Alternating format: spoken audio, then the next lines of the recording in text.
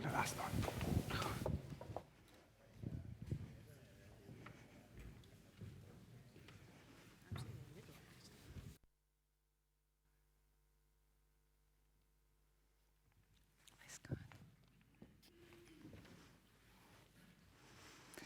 Good afternoon, ladies and gentlemen. It's time to draw the discussions here to a close. Welcome to the concluding panel. And this is an opportunity to bring the different strands and the different aspects we have been discussing to a common conclusion. My name is Sibylle Bauer. I'm the Director of Studies for Armament and Disarmament here at SIPRI. We have a very distinguished panel here to discuss these different elements, bringing very complementary perspectives.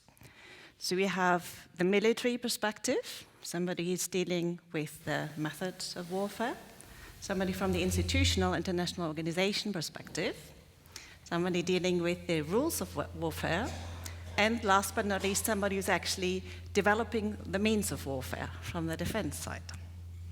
Let me introduce the speakers in the panel in turns. We have the Force Commander of MINUSMA, the United Nations mission in Mali, Lieutenant General Dennis Gyllensporre. Before taking up his position in Mali, he had a very distinguished career in the Swedish Armed Forces, which included being Chief of Defense Staff and also Head of the Special Forces. And also noted in your biography that you also hold a PhD in policy analysis and governance. So this is also very pertinent to the discussions that we have here today. Next to you, we have Rania Dagash from Department of Peacekeeping Operations at the UN in New York. And you were telling me that you've been dealing with armed conflict since you were born in Sudan. You have 20 years of experience now in dealing with peacekeeping operations, with emergencies, having worked in 12 countries, basically all over the world. So you have a lot to contribute from your experience. We have Dr. Cordula Droege from the ICRC, the International Committee of the Red Cross, where you are Chief Legal Officer and Head of the Legal Division, which means that you're not just dealing with armaments-related issues, but actually a whole range of different legal aspects. As probably all of you know, the ICRC has a very important function for the international humanitarian law, IHL, as guardian of the IHL, dealing not only with the operation and the implementation of the law, but also with the further development, with legal training from Heidelberg and LSE. And then we have Professor Dr. Wolfgang Koch, who has a PhD in theoretical physics, which I always find very impressive. And when we discussed that yesterday, we also discovered that there's actually a close relationship between that and philosophy, because many of the questions that come out of theoretical physics are actually rather philosophical in nature. You have about 3 decades in defense research, and in addition to, as I said, developing means of warfare, I know that you've also given a lot of thought to ethical questions. And if you would like somebody who can explain to you in a very comprehensible way what hypersonics is all about, I suggest you talk to Professor Koch. He's from Fraunhofer Institute, but he's also teaching at the University of Bonn, so he has both hats. So with that, I would like to start with the first round of questions, and it's the one that brings us back to the big question of the conference and also to the opening panel. We've been exploring the nature of armed conflict. We've been talking a whole range of different technologies, from social media to artificial intelligence, to nuclear weapons, to hypersonics. And here the question is what the relationship is between technology and armed conflict today. And one of the questions is what's new, what's different, what has been around for a very long time, what is just more of the same. And when I was discussing with Professor Koch yesterday, you also highlighted that artificial intelligence has been around since the 1950s. And already when you started your career 30 years ago, you were tasked with looking at algorithms that would support military decision-making, which is one of the big discussion points in the laws discussions. So I'll start with you. Could you explain to us what your view is on the nature, the relationship between technology and armed conflict? Actually, I must confess, when listening to the most interesting panel discussions earlier this morning and this afternoon, I was missing a little bit the element of technology itself. So perhaps it's good to say what it actually is. And in a way, what we are observing now with artificial intelligence and technical autonomy is the fulfillment of an old promise, of an old prophecy, if you want. It's the promise of knowledge is power. And if you are seeing this famous quote of President Putin in 2017, that who masters this AI business will become the ruler of the world, he is exactly in this line of Francis Bacon so many centuries ago. So what artificial intelligence and technical autonomy is about, it's actionable knowledge in order to act. And this, of course, has a strong impact on the military domain. We call this also digitalization, and it has three aspects. It has the aspects of automation, of decentralization, I believe, and vulnerability, actually, or better to say, the need to protect against vulnerabilities. And in automation, it's quite clear that algorithms play a very, very prominent role. And perhaps you have mentioned this already in the beginning. This world of algorithms is much bigger than recent successes in neural networks and deep learning or machine learning. It's already present in military systems. In the AVAC system actually is a system where algorithms of artificial intelligence are running for a very long time. So it's about providing a comprehensive situation picture, and it's about to provide the basis for good decisions. So in this AI, technical autonomy business, we have the human decision maker.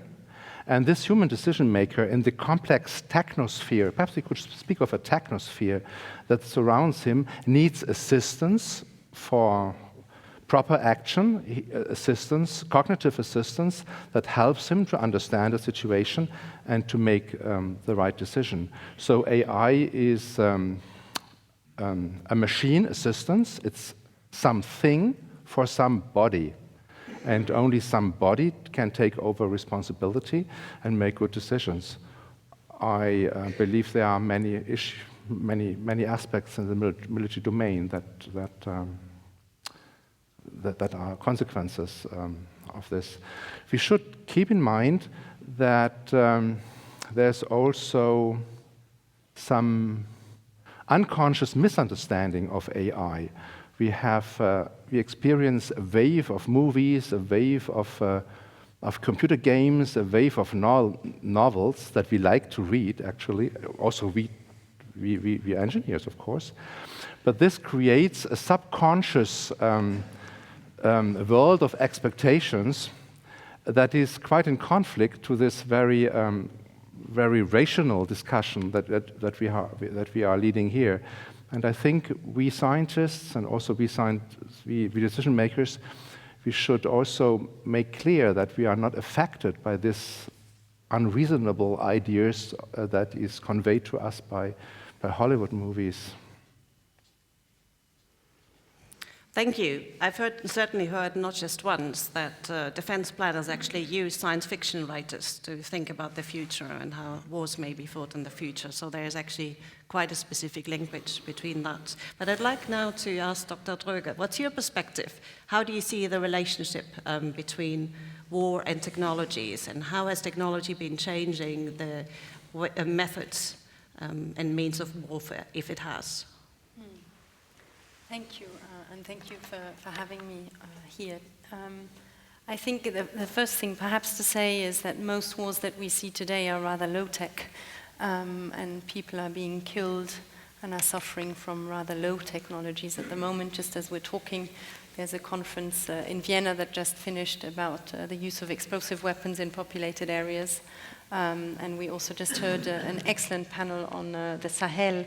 And of course, we were hearing about Mali and South Sudan, which are mainly afflicted by small arms and IEDs and that kind of technology. So I think we have to keep that in mind. And that being said, though, we also have to realize that the new technologies that have been very much the focus also of this conference are already a reality, and will become more and more of a reality in the next years. And perhaps the two or three aspects of that we can highlight are, on the one hand, robotic systems, which have increasing autonomy. So, for instance, drones that can be from very simple and then have increasing autonomy. Drones are not anymore the purview of 2 or 3 states. There are, I think, 95 states today or so that have drones, not all of them armed, of course, but still.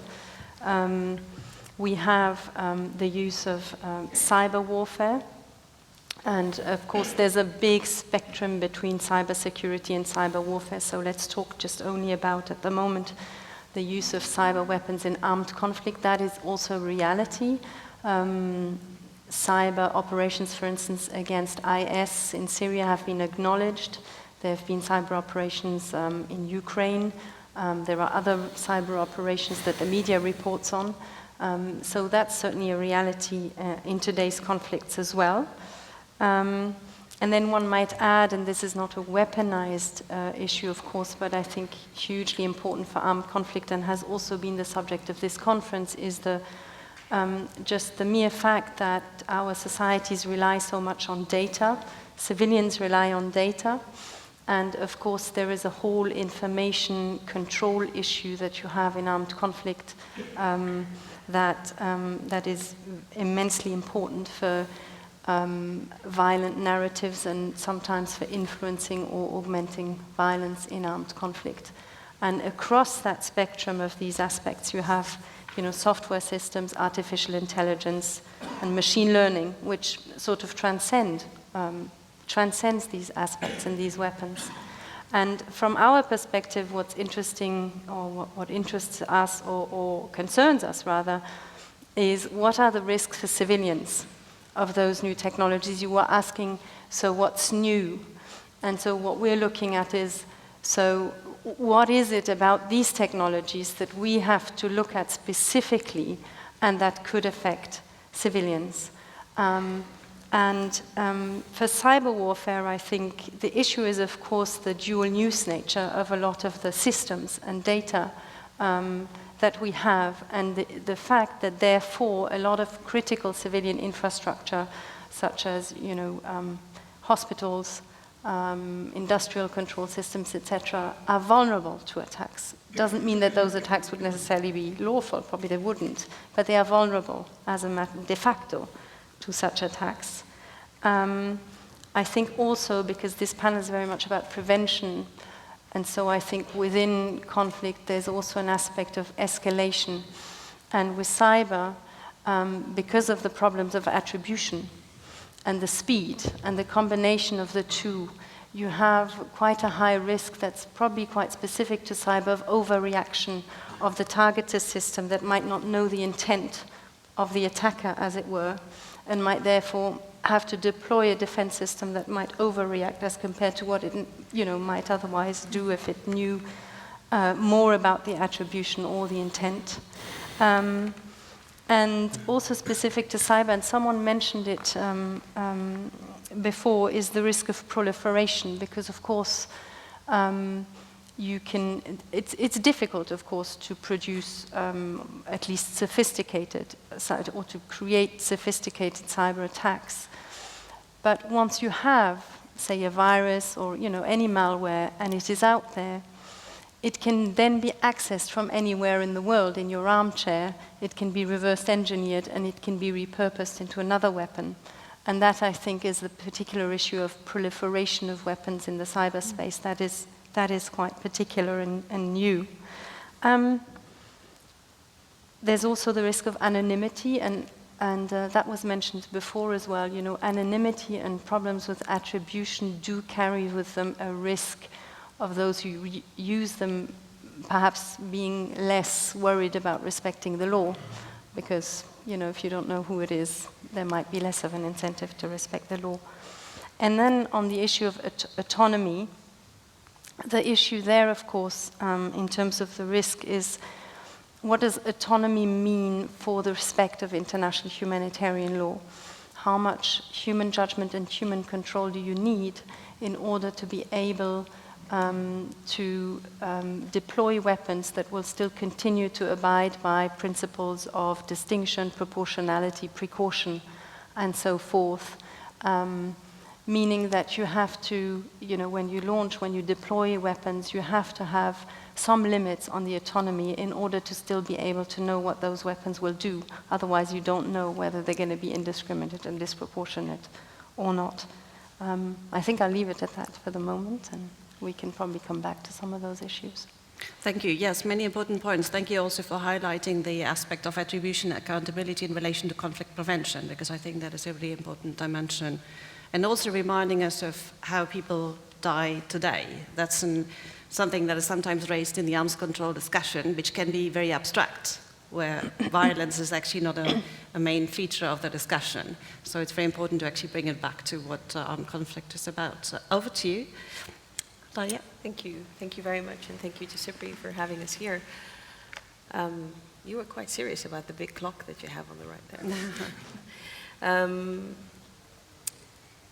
I think in preparation, I was trying to think through what is conflict, and I think the discussions in the morning today have already shed light about how grey that zone is. What is armed conflict versus what is war, versus the players who are in that sphere. And I think it's all becoming very grey, much to ICRC's chagrin. We look at conflict, I think the angle that we look at is, it's a human construct, as someone said this morning, and it's fundamentally a human solution, ultimately, that resolves the politics behind war and conflict. And I don't think there's a substitute to that. No technology can substitute that. And I'd like to start with that, and I'll probably end with that today. The angle through which I looked at this was our peacekeeping operations. And for those of us who may not be familiar, we have about 13 missions across the world, 100,000 peacekeepers that serve, both in uniform and in civilian. And we're in some of the worst conflicts in the world. We're in Mali, we're in South Sudan, we're in Central African Republic, we're in Darfur, we're in Congo, etc. And we definitely think that technology is shaping conflict. I don't think we can dispute that. We see it in our peace operations, in the weapons that are being used in some of these countries where we work. In Mali, just as an example, 52% of our fatalities come from IED attacks. And these are IED attacks and IEDs that are made locally or made in the neighboring states. I looked at YouTube just before I came on how to make an IED, and I hope I'll be able to go back to the States after this. But there's a lot on how to make an IED, actually. And I think that in itself is technology with its pluses and minuses at play. We see it in the digital info warfare, as my colleague just said. We see the battle of the narratives, and I'll give you an example from Hezbollah and the IDF, the Israeli Defense Forces. Every tweet is one up on the other because they are trying to control the narrative and of the politics and their people and of our mission. And we see how it's driving and polarizing and dividing political scenes in the operations where we work. And what's fascinating, I think, about this digital info warfare is what a colleague said earlier also, is some of these WhatsApp groups transcend even literacy.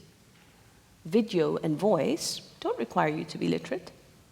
I said earlier in a group that my aunt, who's 80-something during the revolution on Sudan, was doing video messages and voice notes. She can't forward, but she can do that.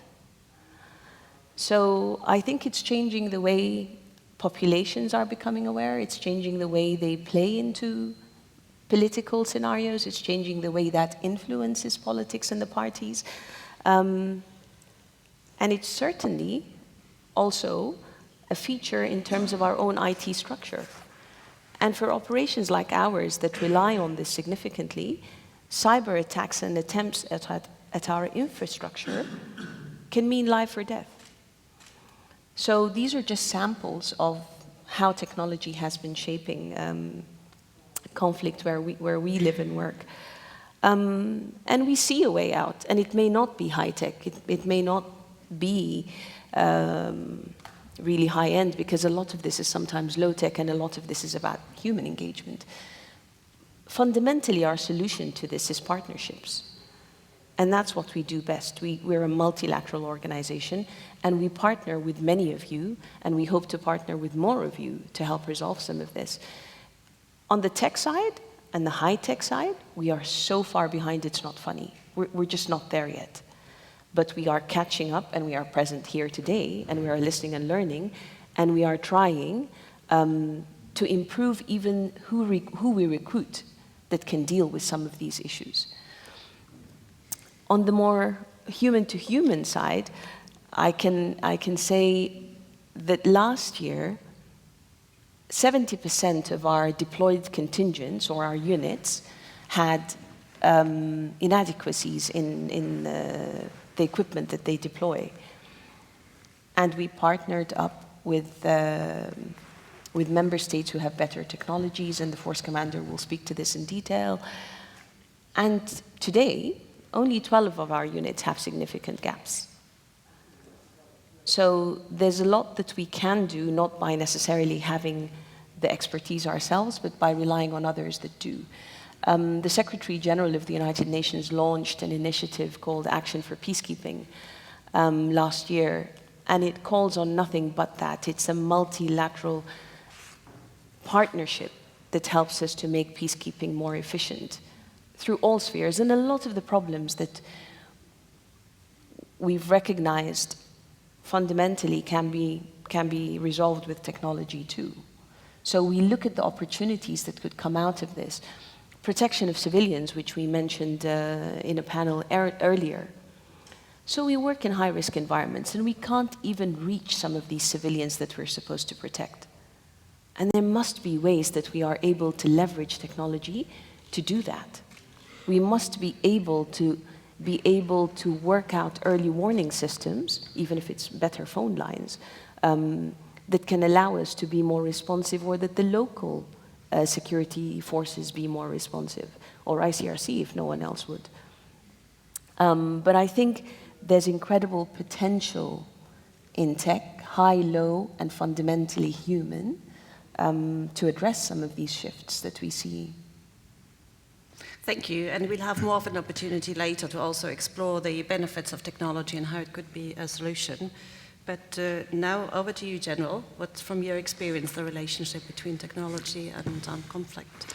Well, first of all, I want to come back to warfare or conflict as a human endeavor, and it has always been that case, and it's most likely to be so in the foreseeable future. So when we talk about warfare or conflict, it's a contest between wills, and that's where the change or the results will end up at the end of the day. It's about resilience amongst the population. It's about determination on the political leadership and the military leadership and others involved. Technology will, of course, be there as providing leverage in terms of means and ways to achieve the political ambitions. So I think that is something that has been the case when you look at warfare from a long-term perspective. It's true that we've seen disruptions in terms of technology taking leaps in the history, and every time that has happened, it's fair to say that every move has a counter move. So when we had a new technology introduced, be it airplanes, radios, or anything else, those new technologies have been quite effective in the beginning, and then there are counter solutions developed, and a new steady state in terms of warfare becomes the norm. So when we look at the new technologies, AI being one of them, and cyber another one, I think it's healthy to bear in mind that there is a short-term impact, but when we look at this along the road, there will be countermeasures. There will be things that will mitigate the effects that we can perhaps anticipate now in the coming years. When it comes to technology, I think it's easy to gravitate towards the discussion regarding great powers, the struggle between state actors, the most advanced actors that spearhead technology development in any field. And of course, that's an important topic. My contribution in this conference has very much been to highlight another aspect of technology, the one that is seen in peacekeeping operations, and that's not it's not the state-of-the-art technology in every cases, but it's the technology contest that we have in asymmetric conflicts, and for sure there is a leverage in technology of these armed groups of different kinds that have, based on new technology, been able to empower themselves, be it on IEDs or in other areas. And the challenge for us as peacekeepers in this scenario is somewhat different. And whereas these groups use technology for first of all to instill fear and amongst the population, and use the element of surprise against peacekeepers, because in most cases they're not very professional soldiers, but they use surprise as their advantage. Our response and our use of technology has to have another approach. We have to use technology to anticipate, ideally to prevent conflict, and also to empower the humanitarian dimension, making sure that we have access to population, making sure that we can track IDPs or refugee flows and make sound decisions, not just that pertains to the conflict itself, but those that suffer from the conflict.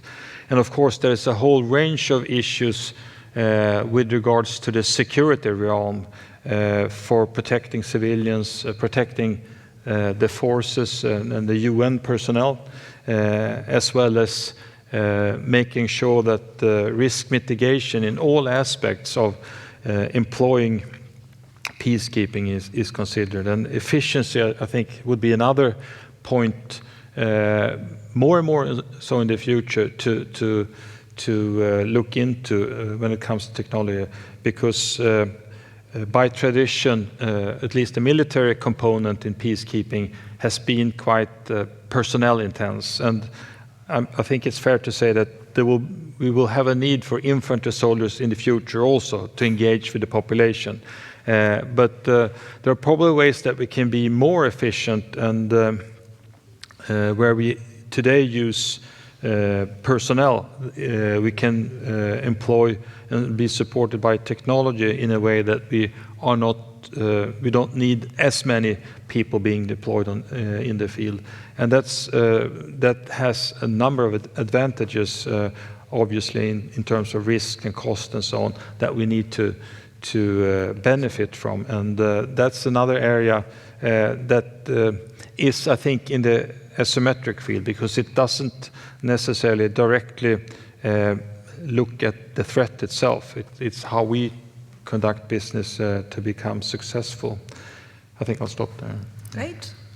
Thank you very much. A lot of food for thought there. I'll do one more round and then I will open it up to the audience, so please think of questions. And I'd like to take both the advantages and the disadvantages of technology together. So as we all know, technology carries risks and brings threats, but it can also be part of the solution. And some of you have been touching upon that in your answers already. But I'd like to draw it out a bit more, because it also has a very strong impact on prevention. For me, arms control is also an element of prevention if we're actually looking to reduce the not just the risk of conflict, but also the scale of conflict. So in looking on how to govern these technologies better that could be used for weapons, what are the approaches that you think would be useful? And also in that context, how can technologies themselves not just be part of the problem, but also be part of the solution? This time, maybe I'll start with Cordula. Okay. So, yes, you would. So, first thing I think to say is that we need to look at new technologies with a measure of sobriety and realism. In the sense that they can have very positive effects during conflict, and we see this, of course, in humanitarian action. So you use technology and much more advanced ways of using data for restoring family links, for instance, of families that have gone missing, of analyzing the needs of civilian populations. You know, it's much easier now. Big data, for instance, allowed us, just to give you an example, allowed us to see the needs of water in a particular part of Mosul much quicker than our people could be deployed, because it was at that time still too dangerous for our people to be deployed. So it helps, of course, to assess needs. It can help to monitor violations, of course, gather evidence and so forth. It can also, and I think that's important, give a voice to the affected populations in conflicts. Populations aren't silent anymore about what's happening to them in conflict. They speak through new technologies, through social media. Although there, I think we have to be aware as well of, you know, and beware the inequalities in access, the biases that exist as well, you know, the gender gap, for instance, that exists in access to technology. So these are, I think, the things we have to leverage. Technologies can also, of course, in weaponization, lead to much more precision. They can lead to remoteness, which can be an advantage for troops that are less at risk. But for all these things, you really have to look at the use. The data that's used to analyze the needs for populations, the data that's used to monitor or restore family links can just as well be used for other purposes that are not humanitarian. And I think we, for instance, as humanitarians, but everyone else also using data has to really, I mean, data now is really the, you know, some people say it's the new gold.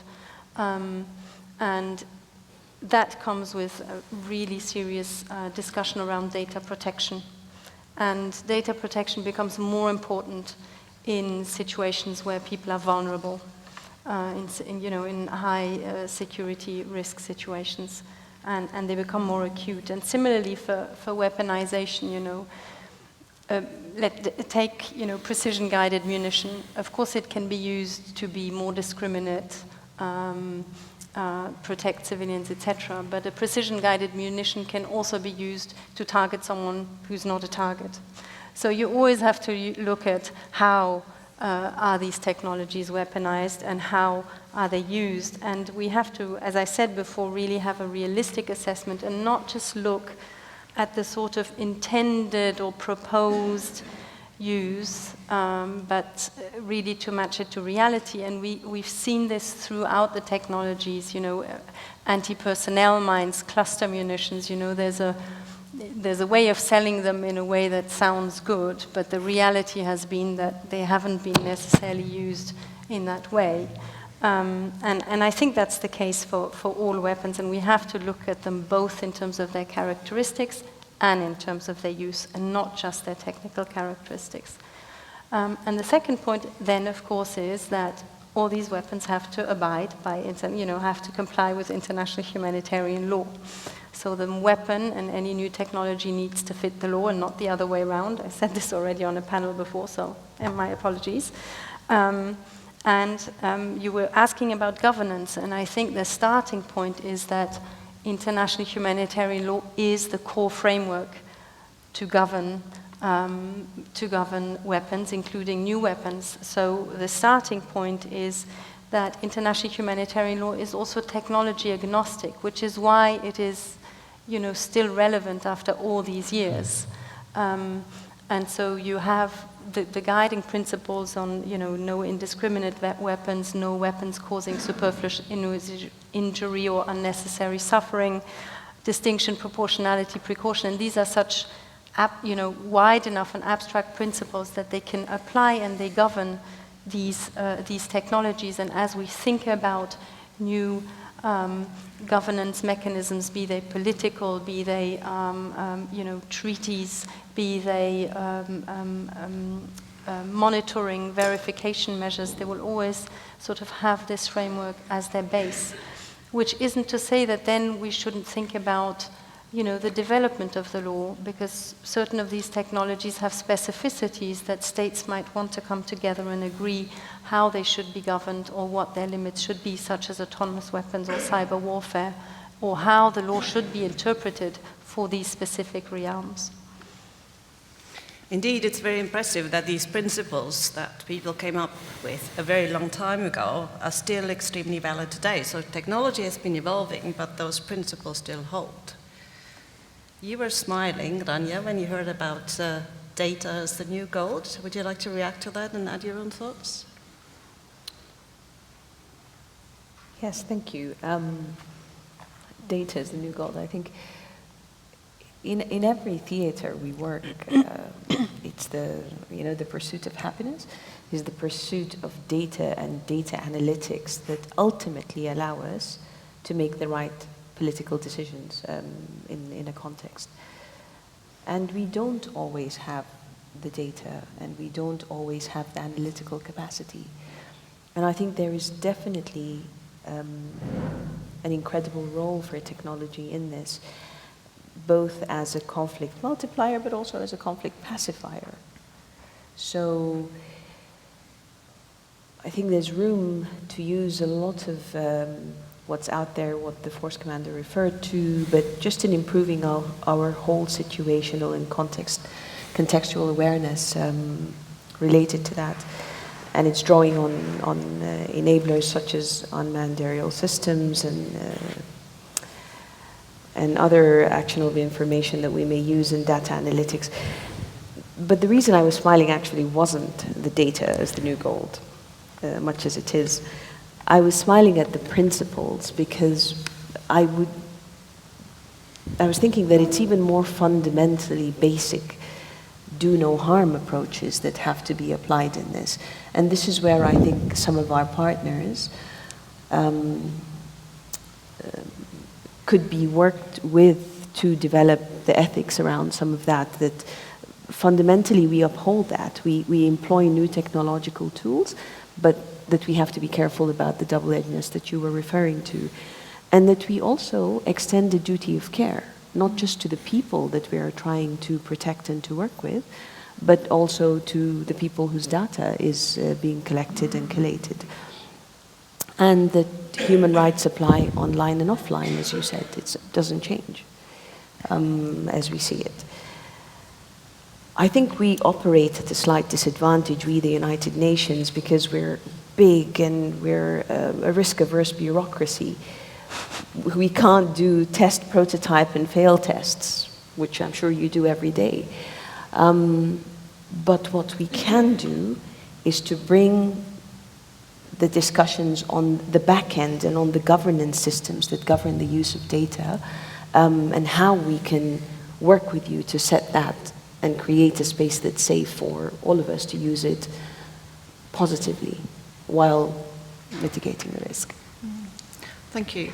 Generally, your thoughts on that? You've already spoken about the use of technology in a positive sense, but also some thoughts on governance of technology? Well, I think one of the challenges that persist is when it comes to governance, that by and large, or perhaps by definition, terrorist groups, insurgents, criminal networks, they're quite indifferent to any kind of regulation. What we see in terms of weapons control, we have, I think, legislation and policy making that has had that still as a perspective when these regulations have been drafted in terms of, for instance, end-user certificates. It's not the perfect system, but it still has the mindset of controlling the profilation of weapons all the way and have somebody accountable at the end of the day. And I think that legislators and policymakers need to expand that and benefit from that perspective in other areas. And we talked in one of the groups about, for instance, the mining industry. And in Mali, the mining industry in other countries also, the explosives that they employ find their way to other users. And same thing with fertilizers in the agricultural world. And there when the legislation is put in place, that needs to be also a part to factor in. And I think from an international point of view, also have a look at this to provide a framework.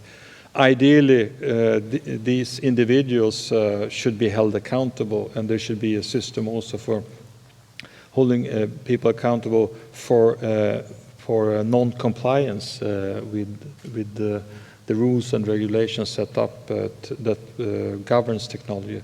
And I think that's an area that begs for more attention. Definitely, that's an issue that's come up in a number of working groups and breakout sessions here, the question of accountability and how we can take that forward. So to make sure there are actually consequences of breaches once we have rules. Do you want to add? Sorry, just to add, one of the groups also asked earlier, or someone asked in a group, how do you get governments to even comply with this? You know, what's in it for them? And I think there's a lot in it for them. I think there's a lot in it for them because they want to control narratives and they want to control the space, not just politically, and they're all a lot more conscious about the importance of that and leveraging the different stakeholders in a political process, but fundamentally also because they want to control their own security. So I think there is an interest, and it's just about how we pitch that to the governments in a way that makes this less about their suspicion of, does this mean you're just going to come in with more drones and check on us? Or is this really about putting in place the legislation and the government systems that protect them and the populations? From the discussions, which I find very interesting, and the discussions earlier this day, I find 4 interesting key notions, actually, that are ruling all these discussions. It's first foreseeability. That's very important. Foreseeability, it's responsibility, it's compliance to a code of conduct, and finally, it's a question: is it an innovation at all? Has it really transformational power, and in what sense? Perhaps first, foreseeability. So the promise is that AI and technical autonomy enables cognitive machines that enhance our cognitive capabilities and our abilities to act properly beyond our natural level. If this foreseeability, if this promise is fulfilled, then it has also a potential of preventing conflicts, of diminishing the element of surprise. You mentioned this. We should say, however, that this promise must be demystified in a sense. So it is powerful, but it has limitations. And the human being plays a very important role in this AI autonomy business. The worst thing that can happen is if artificial intelligence meets with natural stupidity. Then it's really dangerous. The assistance systems, the cognitive assistance systems that collect sensor data streams of a vast amount, that combine it with context data that are collected, that provide the very basis for decisions, have their limitations. First, it is not clear that the databasis is really intact, integrity of the data sources. This might be unintentionally, but also it's possible to hack not only infrastructures, it's possible to make sensors lie. So this is this business of electronic warfare and artificial intelligence warfare and all these issues. So there is always, in an artificially intelligent system, there are always artifacts that do not correspond to reality, and there are blind spots. So there is something in the reality that I don't see on the screen. And so the user must be naturally intelligent. He must be aware of the limitations of this powerful tool. And situational awareness is not created on the computer screen. Situational awareness is created in the mind of a person who is able to deal with this powerful tool. So this has implications on training for you military people. And if I guess, so what is the role of algorithms? It's perhaps 20%. And then another 30% is perhaps bringing algorithms into realization, the technological aspect. And the remaining 50%, maybe it's more than 50%, is train people in such a way that they intelligently deal with these powerful tools. And then the fruits can be collected. Foreseeability, situational awareness, proper use of weapon systems. Responsibility, that's another issue. Responsibility, if we really embrace this notion, if we really say, yes, this is what we want to have, this has serious consequences, because the very notion of responsibility says that we have a fundamental dichotomy between technical systems, which are always something, and a somebody who is responsible. So, in a sense, responsibility requires that we are masters of the machines. In a way, they are slaves. They are something. I use a very strong word to make the point clear. An AI system is a something, even if it talks so beautifully as Alexa talks. It's a something for somebody. And so mastership is the first thing, but you can, if you are a master of a powerful system, you can use it for evil things as well. So there's a second thing. So you make it easy to use an AI-based technical autonomous system, make it easy to use it appropriately, and to make these principles that you have mentioned right now, make these principles to technical design principles. So technology and ethics must meet, and what you are saying should become part of the engineering itself.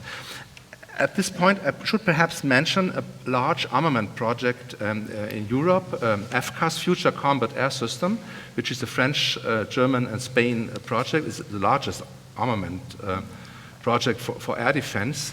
And from its very beginning, there was a sort of ethical working group founded to accompany this project and to formulate the right principles in such a way that the technical design documents reflect ethical principles from the very beginning.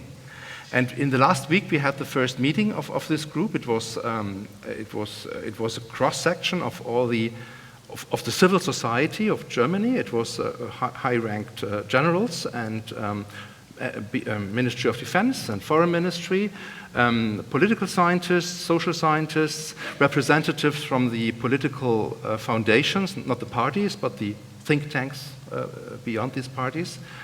And so we have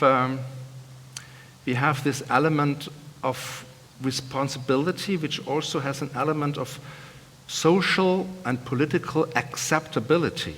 So if we want to have the parliament taken the decision to invest a large amount of money to develop sophisticated weapon systems where artificial intelligence and technical autonomy plays a key role, we have to be very transparent and make clear why we need it, what the principles are, so that it is politically and socially, societally acceptable. This also belongs to the responsibility issue. And then finally, the innovation thing. So technology in itself is not innovative, even if it's cool.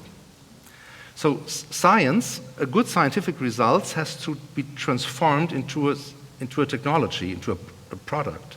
But then it's not innovative. When does it become an innovation, real innovation in the military domain? There are three vectors of innovations, so to say. There must be a very clear operational use case. And there are use cases for artificially intelligent systems, but we have to be very careful. Where are artificially intelligent systems, technically autonomous systems really valuable? So these discussions are ongoing. And secondly, it's compliance to the CONOPS, to the concepts of operations. That's a big issue. You cannot just have a new technology and give it to the soldiers. They need a corpus of concepts of operation where it must be an integral part of. That's a big issue, actually. And to this part of, there's also the element of certification in a legal sense. Can we certify artificial intelligence? Can we certify a deep learning algorithm? It's very difficult. We have to think of AI in the box. We have to have systems engineering to have the power of AI in a narrow sense, and we have to embed it into an AI system in a wider sense. And finally, there is, in this innovation thing, an element of cultural compliance in a sense. Such systems must be in the hand of the soldiers.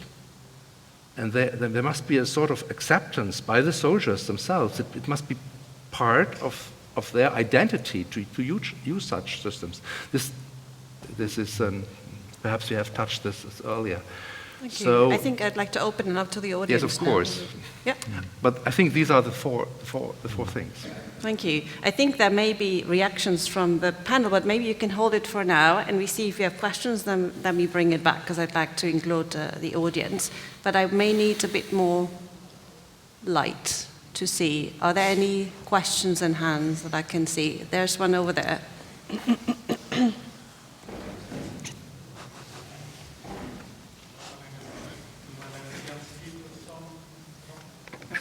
No.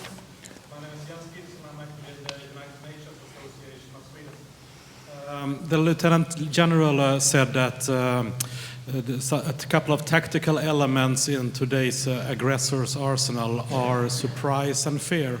And to counter surprise, we can be better at anticipating things. And I can see how we can do that with technology. But to counter fear, could we counter fear in a situation like northern Mali with technology as well? Or is it vital to have a personnel intense force there to calm things down and counter fear? Would you like to react directly to that, and then we can take more questions? Well, I think that's a very, very good point. When it comes to fear, it deals with the attacks against civilians. It deals with breaking the social contract between the legitimate authorities and the population. The recipe for that is, I think, on the one hand, having presence in different ways, but also having people that provide security, provides services to the people, but also, I would say, systems and capabilities that would mitigate or prevent these attacks to occur. So it's, I think that's a good case when it's clear that both the human dimension will be critical, but would be augmented by different technology solutions. Great, thanks. Other questions? There's a lady in the second table in the middle. Can you please bring a microphone there?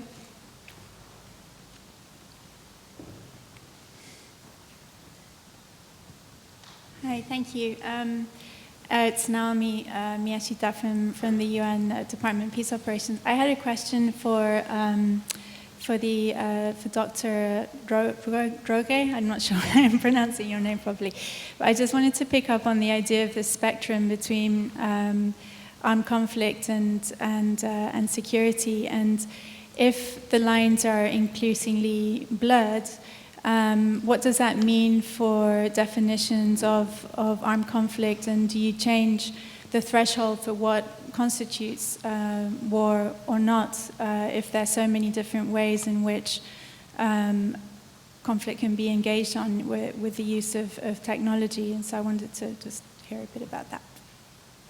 Yeah. Do you respond? No, I think legally you shouldn't change the threshold between peace and war, and the reason for that is that once you, it's very binary, it's true, legally speaking, you know, it's either peace or war, but once you flip into the war paradigm, humanitarian law applies and you lower the threshold of life or the right to life.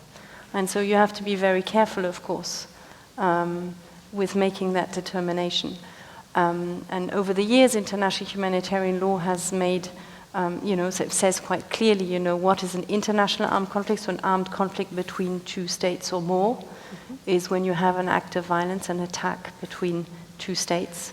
And a non-international armed conflict requires two things. One is organized armed forces, so they can be state or non-state organized armed groups, and a certain threshold of violence. And I think we have to stick to those definitions, because they are what provides us the most certainty available. Now, when you transfer that to cyberspace, you have to then think about what qualifies as an attack between two states in cyberspace. So to take the example of Stuxnet, the Stuxnet attack would probably qualify as an attack, because if you compare it with, you know, a bomb that was, you know, destroying the nuclear turbines, you would say, well, that's an armed attack. And so there's not really a reason to say that's not the case in cyberspace. But of course, you have other attacks that have a lower threshold of violence. And there is uncertainty about what that, you know, what states, how states will determine what an armed attack is in that sense. And similarly, you will have this problem of the threshold of violence in non-international armed conflict. But that's precisely, I think that's really where you're at this border between, okay, IHL applies, the law applies, we have the law. And for us, it's important that the law should be interpreted in a way that's protective for civilians. But we don't know how states will interpret the law. And so even if, you know, one might say, well, you don't need new law because the law is already there. It's just a question of interpretation. But when you have so much uncertainty about what this interpretation might be, then there might be a need for states to agree on that interpretation. The same goes for, is data a civilian object or not? For instance, you know, a civilian object is something that's protected in international law. Data traditionally is not seen as a civilian object because a civilian object is something tangible. And so you have to discuss among states, well, what do we agree on? And I think that's when it comes to your questions of governance, you know. So the starting point is the law. The law says a lot of things already, and we have a lot of certainty. But we have areas of uncertainties with these new technologies, and that's where we need to discuss. It doesn't mean necessarily you need a new treaty, but it means you need a certain level of understanding at the international level, because wars will be fought, you know, across borders, across cultures, across continents, and so it has to be universal understanding. Thank you very much. Other questions? There's one in the front here.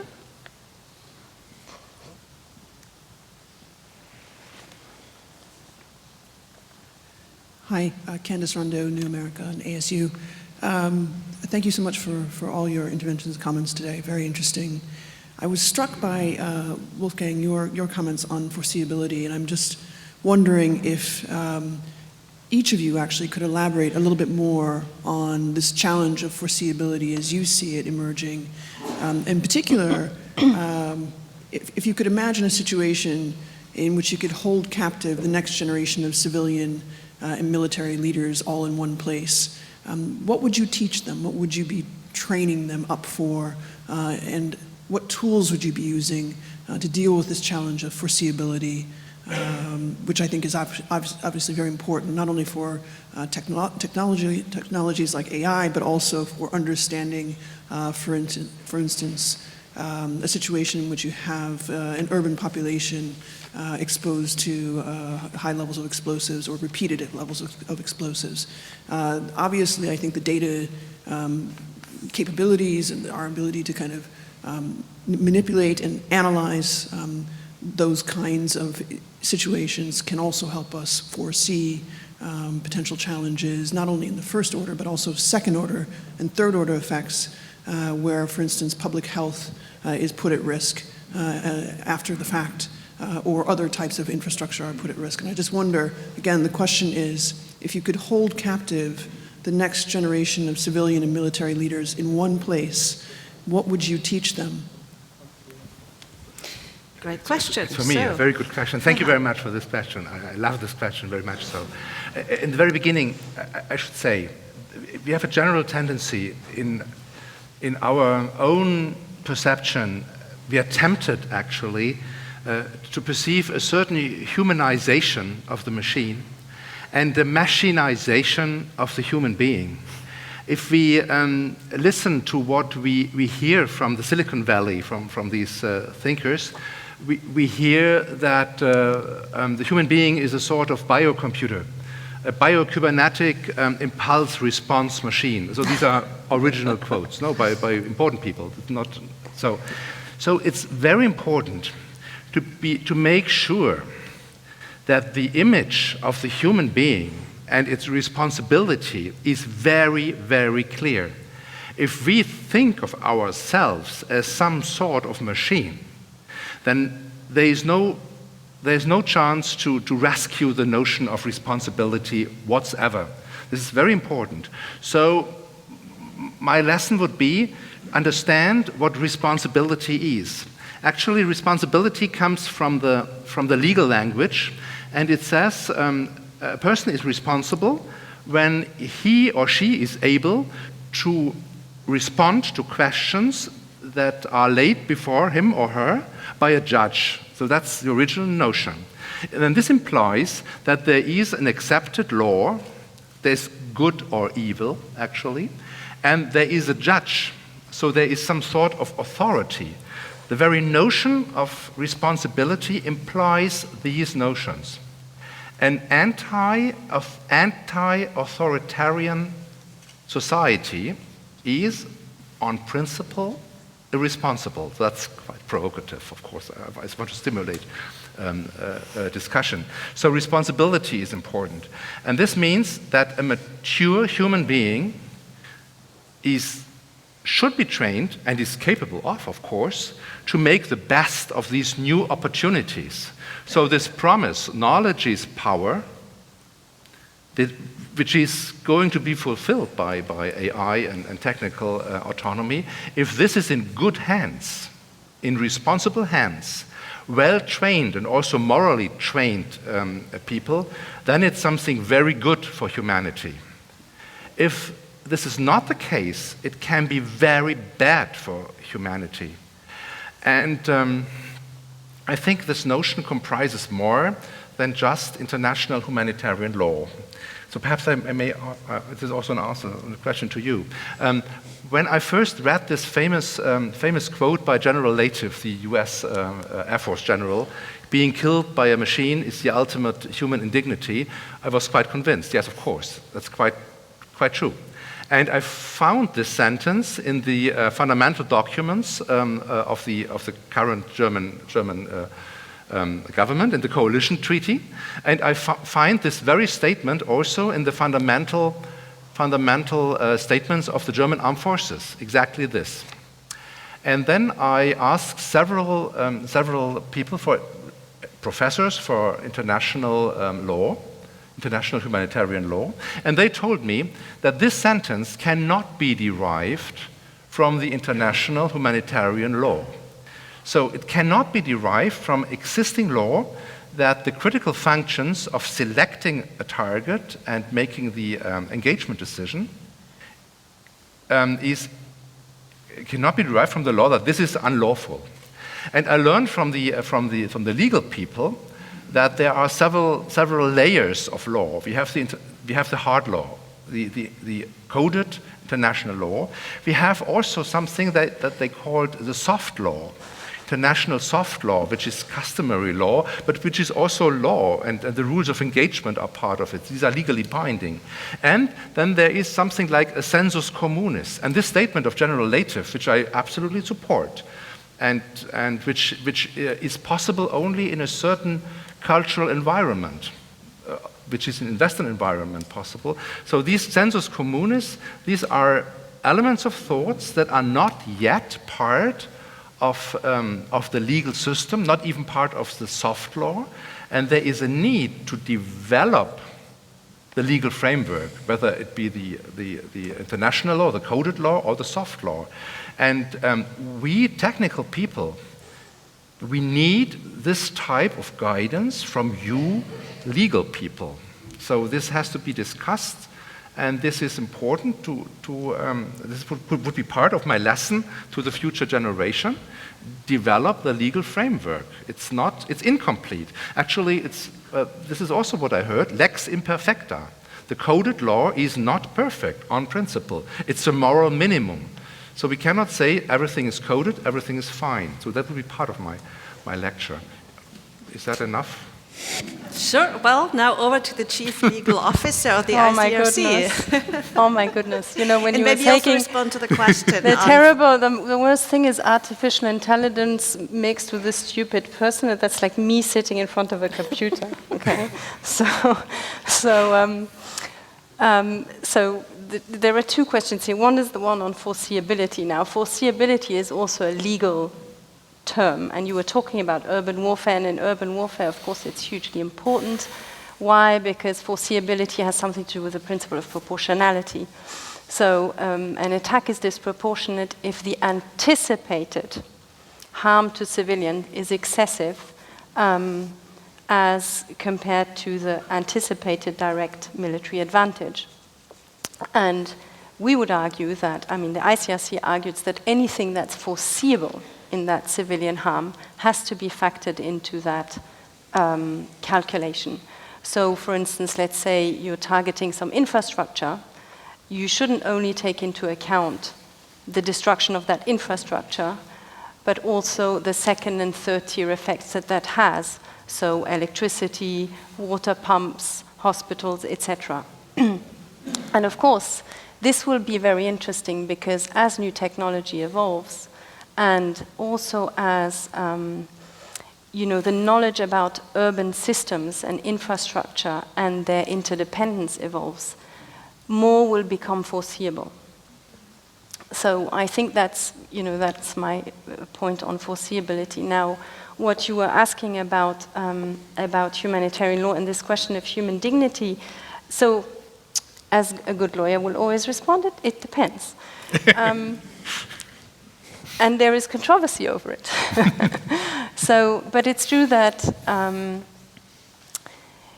you could theoretically, and I'm not saying that this is the case, because again, I think you have to look at how weapons will be used in reality and not in this abstract notion. You could say, well, if a weapon was, you know, an autonomous weapon was this perfect weapon, which you could program in a way that it will perfectly abide by all of the rules of international humanitarian law, then it would be sufficient for you to just press the button and you would be going home, having your cup of tea, and this weapon would do everything that international humanitarian law requires it to do.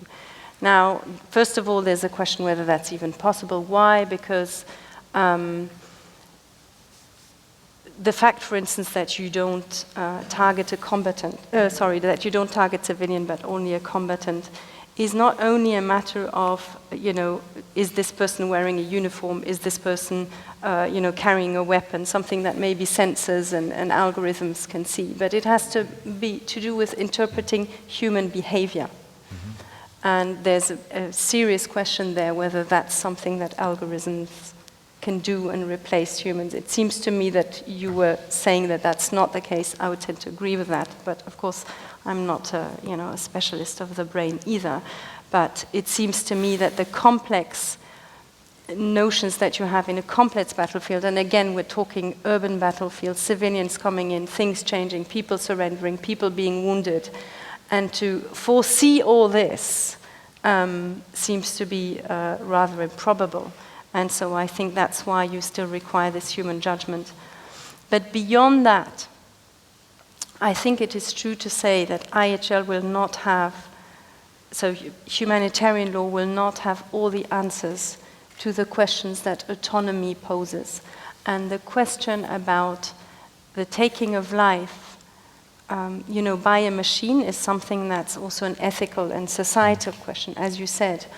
And there is a lot of discussion around, you know, is it a problem of moral responsibility? Is it of the attacker? The problem of human dignity? And these things go far beyond the law. And if we're going to discuss autonomy and weapon systems, we have to discuss the law, but also the ethical aspects.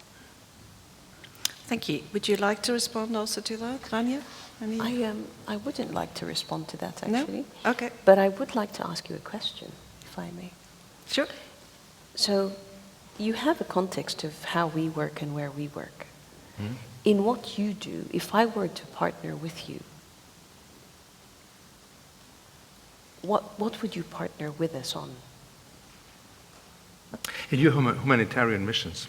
So we're peacekeeping missions. We work on political processes. We work on security, defense, protection of civilians. I believe the key issue in a successful peacekeeping mission is comprehensive situational awareness, which also comprises context. So there is a short time aspect sensors, but sensors do not provide a comprehensive situation picture. So there is also something like cultural awareness. And if you are providing a situation picture which is the basis for good decisions, you have to be aware of the ethnical, religious, cultural background in a situation. So this requires the combination of an actual sensor information with this type of context information, which may be, in a way, be formalized and be stored in a database, mm-hmm. but in its combination requires the judgment of a naturally intelligent decision maker. You are the decision maker in that sense, who really makes something out of it. I remember from a German officer in Afghanistan that there was a mission to improve and to help people in Afghanistan. There was a village which was far away from water, and the women in this village had to go a long way to bring the water back home to their homes. And so German engineers are good engineers. We Germans, we love engineering. So what we did is, let's build a well. It was difficult, but the German engineers finally succeeded and created a wonderful well with fresh water, everything fine. And we hope that now we have brought peace to this village. What happened? This village fell into the hands of the Taliban. Why? The reason was, as long as there was no well, the women had a chance to get away, to bring the water, and to spend a good portion of the day among themselves. When the well was there, they were kept back in their homes. They started to rebel. And then the husbands called for help, the Talibans. So a bad situation picture, bad information leads to bad decisions. And meaning well does not mean to do something in a good sense. So drilling a well can do harm to a village because of lack of information. And information systems may help in that sense. Is that an example useful? Yes. Maybe we'll ask the Force Commander to also share his thoughts on that, and also the question of on foreseeability and training on that. Well, I think the question needs to be rephrased a bit, because I don't think that learning is the right approach. I think more of a cultivation of the mindset of the future generation. Cultivation in the sense that the knowledge itself should not be at the focus, more the approach, how to obtain and how to make use of information or knowledge. The mindset of being proactive, I think, comes to mind, to be have a readiness to act and respond to make sure that people in harm or in imminent harm are taken care of. And a number of issues have been brought up. I think that any generation needs to have a solid foundation in the ethical realm, the value-based approach, and teamwork has also been brought up. And it's essential to have that spirit of cooperation, even though there are many professions involved in conflict resolution and conflict prevention, to come together as a cohesive and unified effort. Critical thinking has perhaps not been elevated so much here, but there is a saying that if you only have a hammer, every problem looks like a nail. And I think it's not just the military that suffers from groupthink. And this is an area that certainly needs cultivation to bring individuals out of their comfort zone and be challenged by other thoughts, other logics, and for certain, when you're in a conflict area, as we also heard a story about the well, it's probably counterintuitive from many people that this wouldn't help. So this kind of critical thinking, I think, would be essential for the next generation, because conflicts will be only more complex in the future.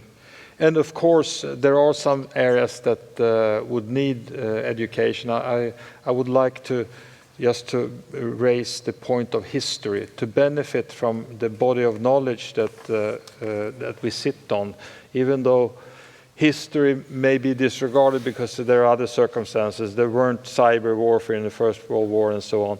But there are so much to take stock of, because the basics are there, the dynamics, coming back to the fact that warfare and conflict is, at the end of the day, a human endeavor that is a conflict between wills. And the means, the technology may change, but the basic dynamics will most likely prevail. So history is also a good tool for the future. Thank you.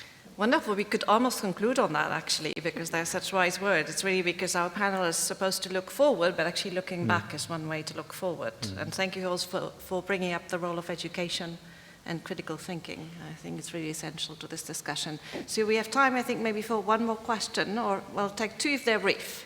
So the gentleman here and then the gentleman on the right. There was one on the first table in the middle here.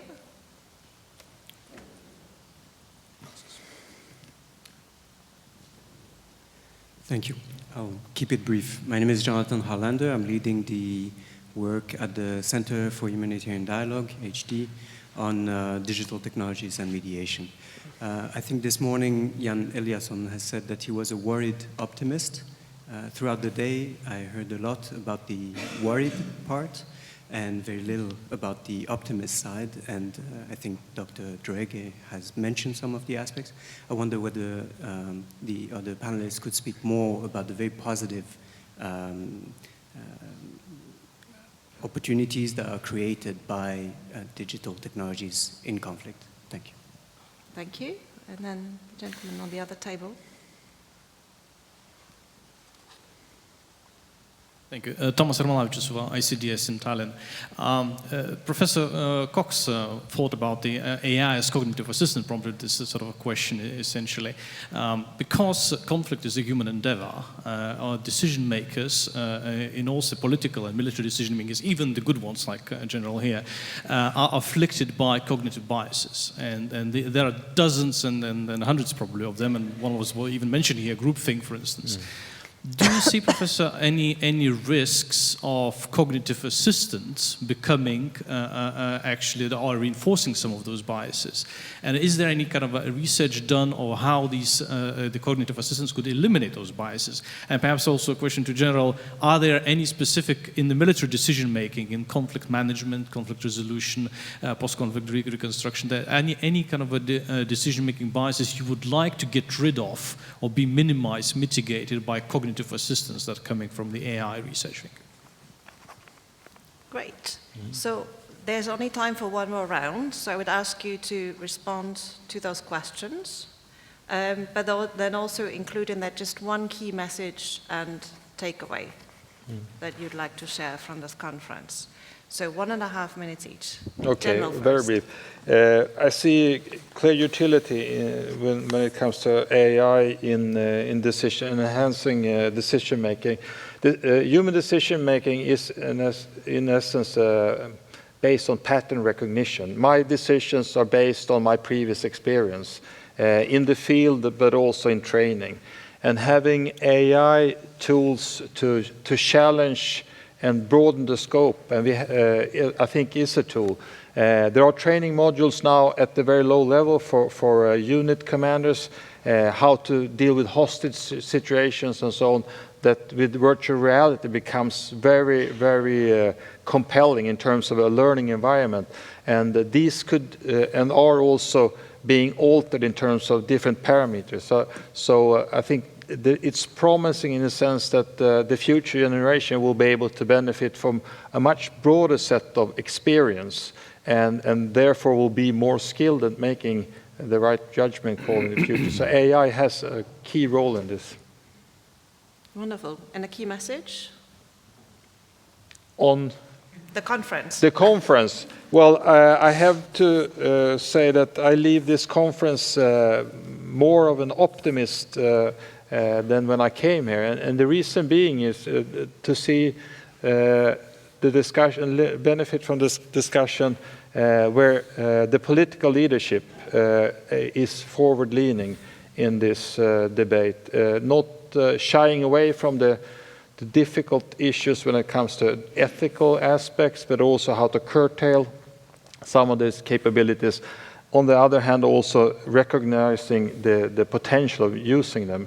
And I think that is my key takeaway. I was impressed by the discussions yesterday evening and also today about this interaction with those that master the technology, but also those that have ultimately to take responsibilities for these actions. Thank you very much. Rania? Thank you. To my colleague from HD, I think the potential is enormous in how we could benefit from tech. I think the access that it can give us in high-risk environments is incredible. I think the reach that it can have to influence and create narratives about political processes can be positive, because you will have access to populations you wouldn't normally, and it stops being about elite political bargains, but actually about the broader population. And I think that's fundamental to resolving and preventing conflict. I think the capacity to synthesize and use our data and analytics to help us make decisions is not tapped into enough in our world yet. And it could change the way we respond and make decisions too, which could be very critical in life or death, as I said earlier.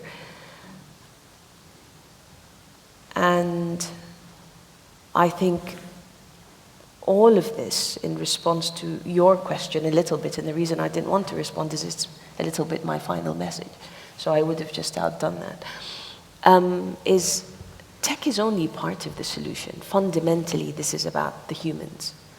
Building trust, dialogue, resolving conflict politically, all of that and confidence building is about humans.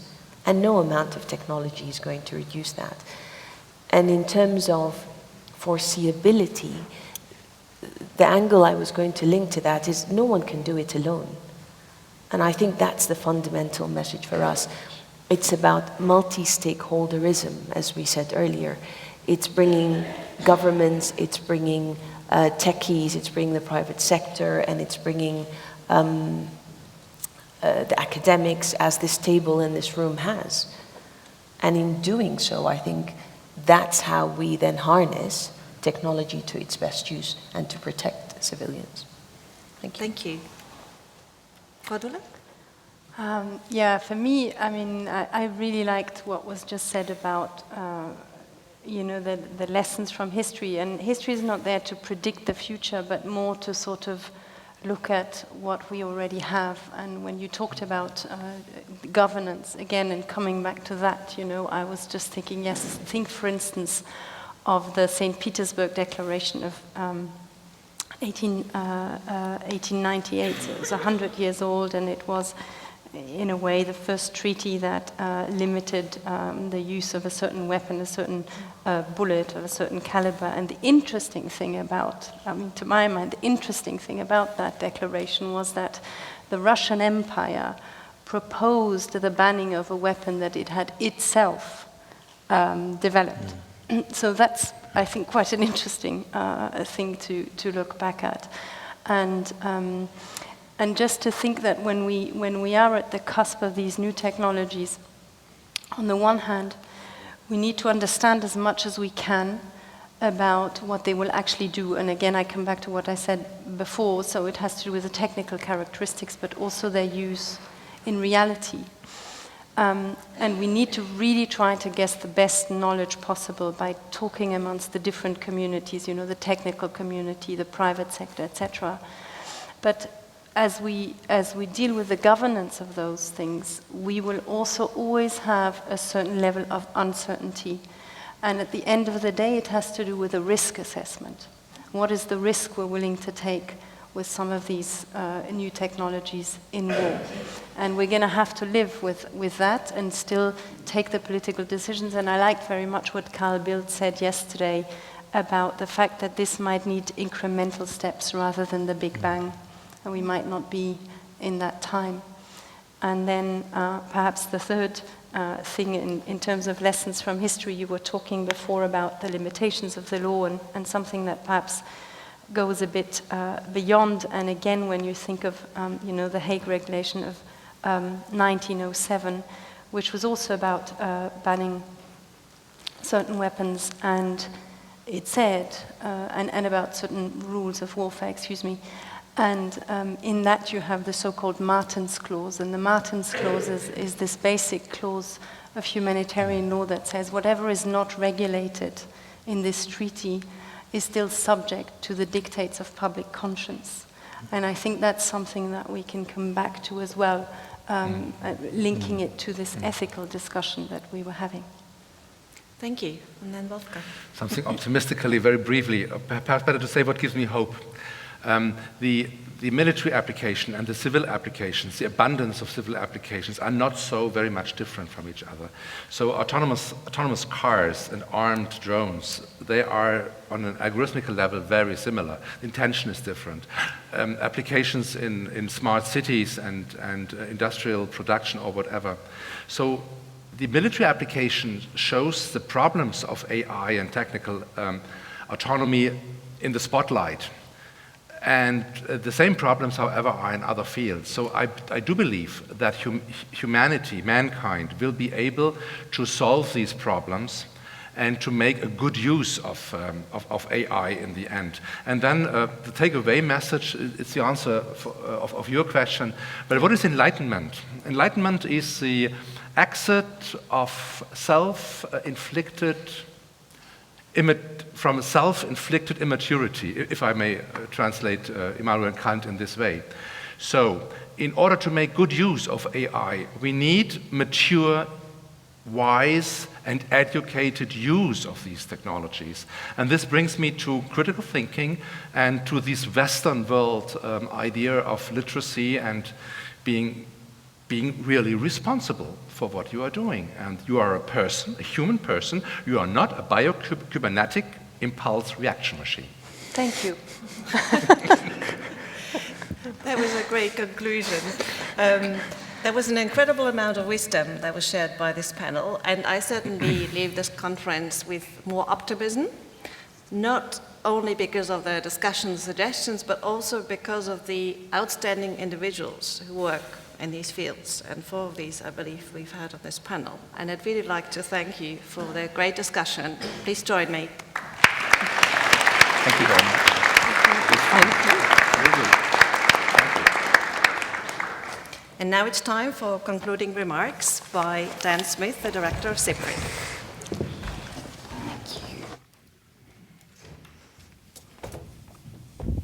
Well done. It's wonderful. Thank you very much. Well done. Excellencies, ladies and gentlemen, as well as congratulating the panel on their words of wisdom, I think I want to congratulate Sibylle on steering the panel through and landing within seconds of the due closing time. And I will not hold you for very much longer, but I do want to say just a couple of things about why we do an event like this, so that you understand it. We've been considering what SIPRI's role is in a strategic sense in the world, given the geopolitical conditions that we see today, which from the crisis of arms control to the trade wars, the tech wars that we've been talking about, this odd situation in which there isn't, not one of the 3 great powers is currently a status quo power. All are challenging the current world order. And what we concluded is that what we as SIPRI both want and can contribute to, a high ambition which is nonetheless a kind of appropriate ambition for a relatively small research institute, a think tank in Northern Europe, is a global conversation. That's what we want, and that's what we think we can contribute to. A global conversation that takes very seriously the principles of international law and international cooperation, and which also takes very seriously the importance of evidence. And again, you don't need me to go into a long discussion about why today evidence is so important. You are all politically sentient, non-computerized human beings. And you know what I'm talking about, and the importance of cooperation and international law. So that's what we want. That's what we want, a global conversation. And we feel that SIPRI's performance over 5 decades now has left us in a position that not so many other institutions, some do. We're not sort of silly enough to think that we have the absolutely unique capacity in this. But we do think that we have a position where we are able then to convene gatherings like this that bring the different constituencies together, that make a meeting point out of which we can start to develop a common language for discussing both new problems and old. And I'm very struck by Wolfgang's comment about, the nightmare if artificial intelligence meets natural stupidity. I think that what we think also is about, when the romance of innovation and the glamour of the new meets the hang on there sense of caution from a longer perspective. And when ethics and norms meet technologies in the process of design of the technologies, these are the kind of encounters, put in very abstract and general terms, that we want to be encouraging, that we hoped we were inviting you to this year and which we will be inviting you to again. For me, this has absolutely been a fantastic conference because from just an individual point of view, I have learned so much from these different perspectives coming together. I hope that you have too. I hope you will continue to be interested in our work on this issue and on others, and I hope you will be interested in the 5th iteration of the Stockholm Security Conference, which will be happening around this time of year in around this part of the world. And apart from that, apart from inviting you to that, when you go through those doors, if you're very lucky, you might find there's a drink and a few crisps waiting for you. So I hope you'll enjoy each other's company for a little bit more and then on with the work. Thank you very much for being here for today. Thank you.